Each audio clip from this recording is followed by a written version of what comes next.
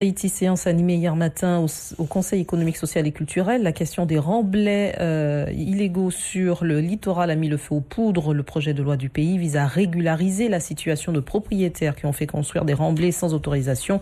Le pays propose à ceux qui ont fait construire avant le 15 octobre 2009 de devenir propriétaires d'ici 2 ans en échange du paiement de toutes les indemnités dues. Étodrey du Collège des employeurs a voté contre. Il s'en explique au micro de Noël Attor.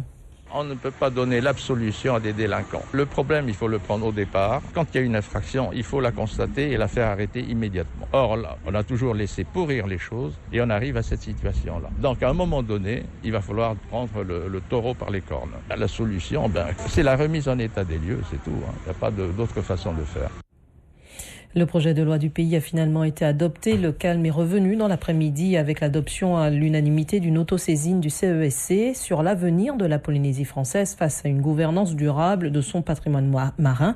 Le rapport aborde notamment l'exploitation des ressources maritimes de la Polynésie. Patrick Gagnon, rapporteur du projet, est avec Heipoat et Wira Van Bastoler.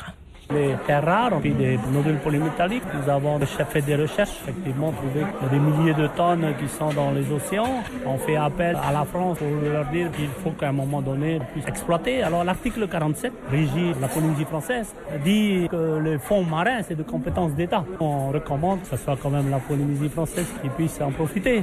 C'est vrai que nous n'avons pas la technologie.